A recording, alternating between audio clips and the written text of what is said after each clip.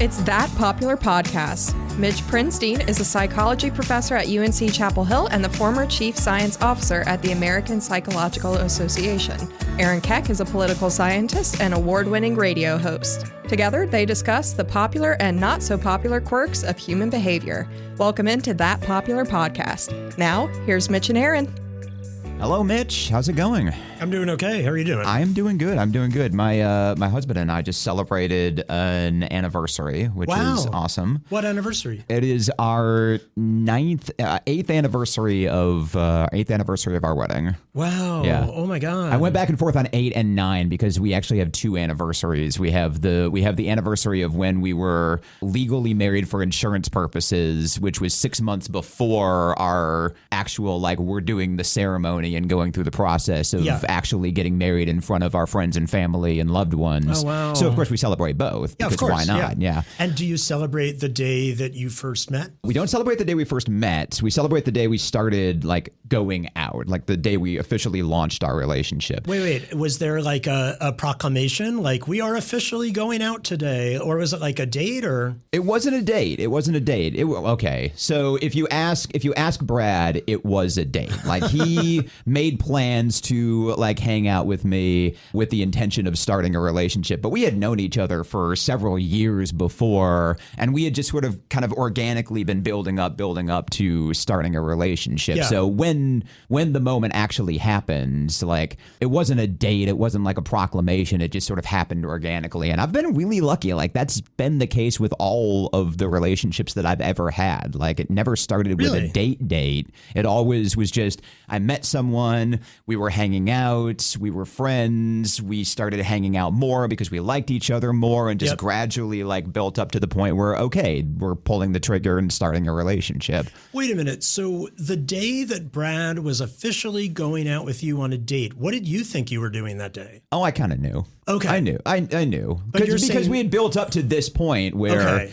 We are going out with the intention that at the end of this night, it's going to be an official relationship thing. But we were already pretty much there at that point. But you're saying these other ones all kind of evolved. They were just we're hanging out, we're friends, and suddenly we're more than friends. Exactly. Yeah. I was talking with a coworker of mine recently who is on the dating scene and not enjoying it because dating sucks. And I was reflecting on my own personal experience. And I've had 3 significant relationships in my life. All 3 of them have started organically, no dating period. Really? No period of going out on dates with the intention of, are we going to start a relationship? It just all kind of evolved organically without thinking about it. And the number of people that I have been conscious about, I want to date this person. I want to go out with them to see if a relationship can develop. I'm going to ask you to go out on a date. Complete batting zero. Oh my God. All through my life, maybe 5 people in my life I've been in that position with where I've wanted to go out on dates with them.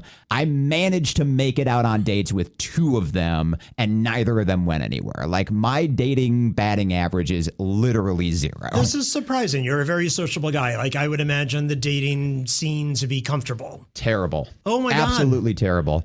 And that's real life. That's dating apps. I was terrible on the dating apps. Never got anywhere on those. Even in real life, just meeting people and, do you want to go out? 0 success at all. Wow. Yeah. Oh my God. I had the exact opposite. So for 5 years, I was in New Haven. I was finally done with school and I was at my first job. And I was looking for a Jewish woman. And there's an app called JDate, just for Jewish people or people who claim to be Jewish, it turns out. And yeah, that's interesting. But when you're in New Haven, it's interesting because a tractor beam, all the Jewish women get sucked into Manhattan. So you have to be in the Manhattan scene. So, and luckily I had a friend who was just very, very into JDate and would teach me you have to log in at 4:59. Well, actually, at first at 11:59, 4:59, because the profiles come up in order of most recently logged in, and you want to be on the top. Okay. So I would do that, and then I would go down. So when people get done with work at 5 o'clock, they log in, and you've logged in a minute before, right? Well, I'm done with work. Let's find a date for tonight or something like that. But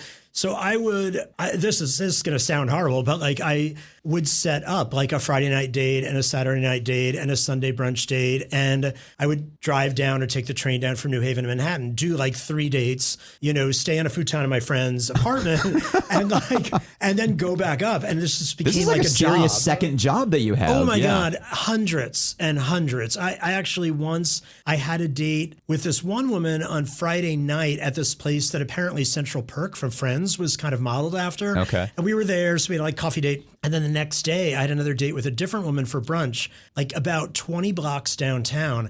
And the tables at these brunch places are so close together. I sit down with Saturday woman at the table, and sitting at the table right next to us, which is 1 inch from my shoulder, is Friday coffee date woman. Oh. And it was like, oh my God, this is like, how is this? There are millions of people in Manhattan. Like, so very much the opposite experience. That's terrific. Was there like the Friday train from New Haven to Manhattan and the Sunday train back? Was that like the love commute? Were there other people like on there this are a bunch same? of sad single guys with arrow beds over their backpacks, like all like, yeah, we're going to find someone. No, it's crazy. And this was when Sex and the City was really big. So Manhattan was like people's identity. And I was like, yeah, I'm kind of from New Haven, but you kind of hid that a little bit because. Do you hide that? I assume you were at Yale, right? Were you not at Yale? I was, but if you're That's not a from selling Manhattan, point. I mean, no. Just being 20 blocks away made you geographically undesirable in Manhattan. So interestingly, I found out a few things, both from these thousands of dates, but also in the research about kind of what makes these things work. And it's just really crazy because there's all this stuff, and it's not just for dating, but it's actually in any kind of relationship. There's this fascinating thing called social mimicry, and it's this idea, and they've actually done most of the research on speed dating. Have you ever done speed? Well, no, you've never done speed dating. No. But I know there are people out there where the bell rings, you move over one chair, and you have to start all over again. And, that said, my dates did start and end pretty quickly. So in a matter of speaking. Right. So you might have been unofficially speed dating, whether you knew it or not. No, I mean, actually, someone was just talking to me about they were on a speed date and they were listening to the person sitting next to them rather than the woman sitting across from them. Ooh. And they ended up marrying the woman sitting catty corner to them. Wow. Rather than like so. But anyway, so the social mimicry, the idea is it's so interesting. If you walk into a situation and you're particularly like energetic and happy and whatever, it doesn't matter what you say. It doesn't matter what you look like. The other person starts to suddenly feel like, I don't know. I kind of feel happy in this situation. I kind of feel good. And the same thing in speed dating, they found that when they put in fake people, like, people that were not actually part of the experiment, to act a little bit like sad and down, and then they did mood ratings, the people afterwards unwittingly were like, I don't know, there's just something where I feel a little bit like down. I just feel a little bit more pessimistic. So it's like, I think the way we talk about it colloquially is people will say, I don't know, I just have like a good energy, or I just get some good vibe but what's actually happening is that we are mimicking what the other person is doing. Okay. And we start to feel and act like they do. Okay. But is that the case for everyone that we interact with? Because when people say I have good energy or good vibes with this person, they're saying I have good energy and good vibes with this specific person. Like we're on each other's wavelength to a greater degree than I am with other people. Yeah, there's some sort of an interesting thing. Like I personally feel there's a sweet spot of what mood you're in right now, and that can vary from like a 3 to a 7, right? So you're not going to sit down with someone and be like, all of a sudden I'm a 10 of happiness and energy, but right. Like you're a little bit malleable within a range, and someone can kind of push and move you a little bit in that range. Whereas other people, you might feel, I'm just so feeling disconnected or not in the vibe with that person right now that I don't care what they're like. I might even feel the opposite to them. But there was one study that was really interesting. They had undergraduates sit down and talk with people who were elderly. Okay. Not for dating, obviously. And then afterwards, they measured how long it took for the undergraduates to walk back across the room and leave the experiment. And as compared to when they interacted with people closer to their own age, people would actually walk more slowly as they left the room after they talked with the elderly. And they kind of concluded that this was part of this mimicry idea. That's interesting. Yeah. So I've had that. On dates, I've kind of I was like, I don't know, I like who I am with this person. Somehow it brings out the part of me that feels more like casual and laid back and funny. Or another one would be like, I don't know, so serious and so like deep that I don't want to be that person in a relationship. Right. You know? It is very interesting because there are people, and we talk about this with friends too. Like there are people, I think everyone has this experience where you've got people in your life who you're really close with, but maybe distance wise, you're separated from each other. You don't see each other for months or years at a time. Yeah. And then when you reconnect, you can pick up the conversation right where you left off. And it's as if the time hadn't passed at all. And there are other people that you might be very close with and interact with on a regular basis that you don't click in the same way. You don't connect to that same degree, which is kind of fascinating. For me, the people in that former category are the ones that I consider my closest friends. Exactly. Just, if I feel really like, oh my God, I'm zapped back to, it's as if no time passed. Like, Yep. But my friends are in different buckets. I have my like talk to about serious things, but I might never go hang out with them. Right. And like have fun. But boy, can we pour our hearts out to each other and really talk about like deep, scary stuff. But then I have people that I might hang out with and be like, I would never have a real conversation with you, but it's sure fun to like hang out at a party and just talk and joke. Like, and I think that that's also some of the same thing. Like, what are they bringing out in you? And I don't think you'd want all of one or all of the other. I think you need a variety of those kinds of relationships. So when it comes to relationships, like what is it that makes people connect with each other in like a relationship way? Like how do you establish that, or how do you tell, or how fast can you tell that this is a person that I'm going to spend time with, like in that level? Oh yeah, there's actually research on that too, which is so interesting because so what they did was they looked, and actually these are with younger people, but the same thing holds for adults. So they actually videotaped interactions of people all meeting each other for the first time for less than an hour. And then at the end... So speed dating can work. Speed dating can work. That's okay. Right. And then at the end of the school year, they looked at which of these kids, none of whom knew each other at the first day of school, which of these kids were really, really close friends and which were not, and which were even enemies. And they were able to predict from what happened in the first hour, which kids would be best friends, at the end of the school year, 9 months later. And this works for adults too.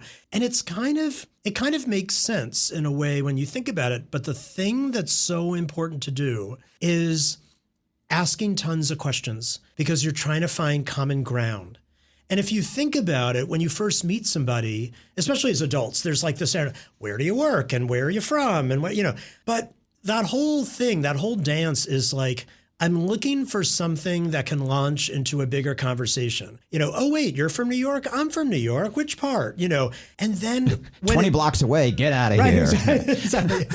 Don't ever speak to me again. But then when you have that connection, you kind of are testing out these little paths. Like, okay, are we going to go down that path of, we both are from the same hometown, and are we going to hit dead ends? Or are we going to find something to latch onto? Wait a minute, I used to go to that same mall. Or wait, I was on the baseball team too. We might have played each other.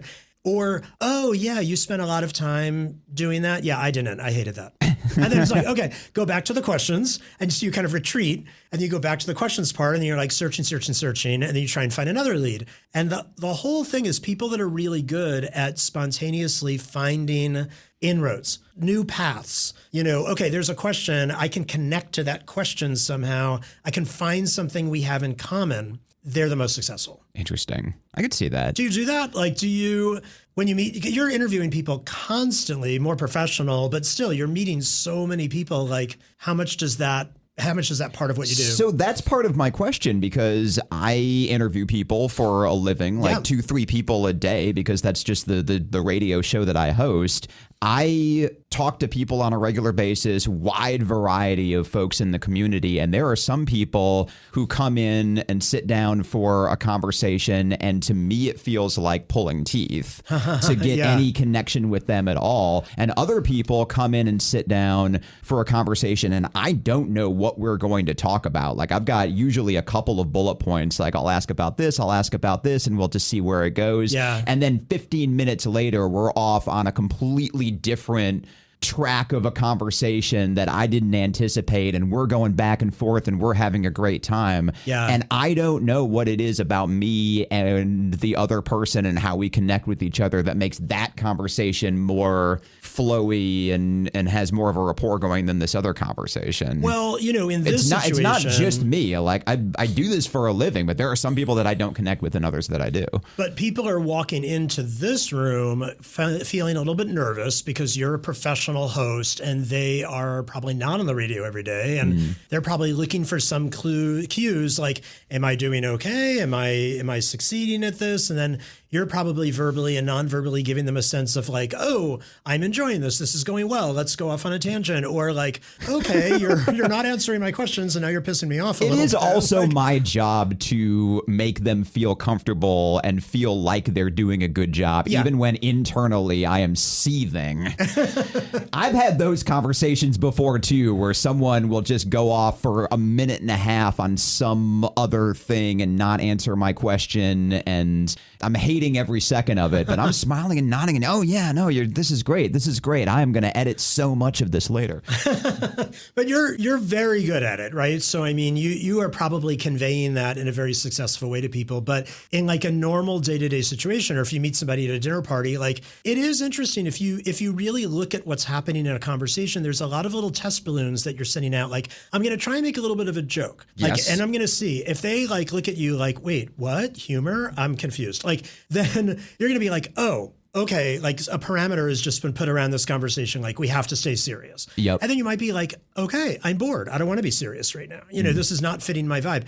On the other hand, if someone makes a joke and it goes a little bit too far, maybe it's slightly inappropriate, it can go the other way. Like, oh, okay, I'm going to get another drink. Like, and just kind of. So I think there's a lot of that interesting testing out, and the people that are most successful are the ones super adaptable. Like, oh, we're going there. All right, I'll go there. We're going there, yeah.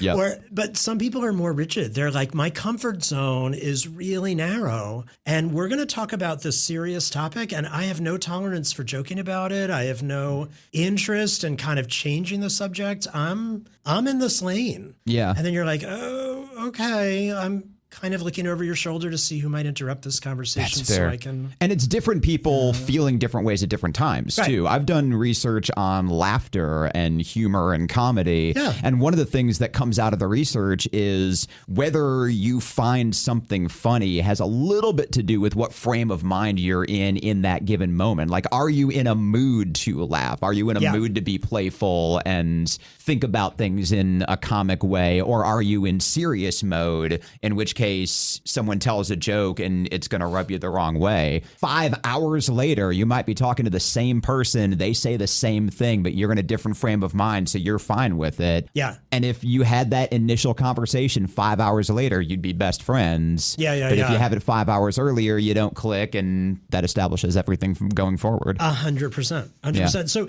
that's the thing. I mean, think about it. When you walk into a new work environment or into a meeting with people that you've never met before, a client or a brand new coworker, or you walk into a dinner party or something like that, what are you thinking when you walk in? Like, oh, this is going to suck. I'm going to have a horrible time. I didn't want to come tonight. I guarantee that person is walking in not amenable to a joke or whatever. They're giving off, even non-verbally, some sort of like a standoffish, or like, I don't know. Tony and Maria didn't want to go to that dance, and then they saw each other across the hall. That's right. Well, Hollywood is a way of making that. But like, no, and other ones you go in, you're like, yeah, whatever. I'm feeling fun tonight, and I'm up for whatever, and I'm up for meeting people, and I'm feeling relaxed. This is what happens when you meet people who are like famous and stuff too. Is people usually get really bottled up and nervous, and they're kind of really scared. But it's very fun for them, like when you're like, yeah, you're a person just like everybody else, and I'm going to make a joke with you, like just like everybody else, and you're going to feel a little bit like, oh, you're not brittle around me. You're actually kind of okay talking with me, like I can be myself with you. And then people later, this happens in interview situations later as well, people are like, oh my God, that didn't feel transactional. It just felt like we connected, like we clicked. And it's like, oh yeah, because you came looking to interact with me with whoever I was, and I came looking to interact with you, whoever it was. We weren't playing our scripts. Like you weren't asking me to say the right answer or to be formal in the situation. So I think it's if you want that social mimicry, it's about, and you want that like quick connection, it's about asking questions, being flexible, going with where the conversation goes. If they take it to a different tone, can you adapt to that? Maybe you don't want to, that's cool. But if you want to connect with them, and then like just being aware of, here are the presuppositions and assumptions that I'm making coming in, and maybe try to challenge those and let go of them. Be like, I'm going to come in being like, whatever, let's see what happens. I'm totally flexible in this moment. Yeah. And the questions can be whatever. I was talking with Kurt Gray, I think it was, who was a UNC guy. I think he's at Ohio State now. He had written a really cool book called Outraged. And he was talking about like, how do you establish rapport with people, ask questions, but don't necessarily ask the generic intro questions. You know, where do you work? What do you do? Go deeper. His example was, when was the last time you cried? Which is not something you can easily slip into a conversation. No, if someone asked me that at a dinner party, I would be looking for the appetizer that kind table. of thing, because you can build a conversation based on that too, not just like, what do you do, what sports teams do you like, or I'd also say shared experiences. So right? Like, oh my God, did you see that thing that happened yesterday in the news? So it's like, okay, we are both now sharing our feelings about that other thing together, right? And that immediately creates a bonding thing. Oh man, as opposed to like, oh, tell me factually this information about you. And it's like, okay, well, it's just about me, so you're not going to share in that. But of course, now we're in a world where shared culture is harder to come by, because you don't have 3 channels anymore. You have 1,000. I know. So it's harder for people to click with those shared experiences. Well, and these days with everything going on in the world, there's a lot of testing. Like, oh yeah, did you hear the news? Pause, ellipse. And what do you think about it? Yeah. Am I seeing your facial expression turn to like pale white and, but I think a lot of that, it's hard. I will say that like some people are more introverted, some people are more in their head, and it's hard to do all these things. So also there's the difference of, are you standing in a circle of like 5 different people and you're trying to have a conversation with all of them? Or do you succeed with like quietly taking one person aside, or just standing and just having that more one-on-one slow conversation? Either way is fine. But I know it's really scary for some people to be like, oh, I'm at the dinner table and I'm telling a story and everyone's listening to the story, and I can't be flexible and cool and having whatever vibe. Like, I'm petrified. And So last thing, if it is the case that we can predict in the first hour of a conversation or an interaction with someone whether we're going to be best friends or eventual lovers 6 months down the road, does that mean love at first sight is like a real thing? That's really interesting. I mean, I know there are people that study that, but obviously there's like a lot of attraction there and stuff too. But when it comes to actually the non-sexual part of it, I do think there's that sense of 2 people just being so easily, like their default vibe is the one that just happens to fit the other one. And it's like, this just feels easy and comfortable. I'm not having to try. We are both in the same mindset right away. And it's just fun. And I think that's a really great thing to look for. This has been That Popular Podcast. Find all our episodes on thatpopularpodcast.com or wherever you get your podcasts.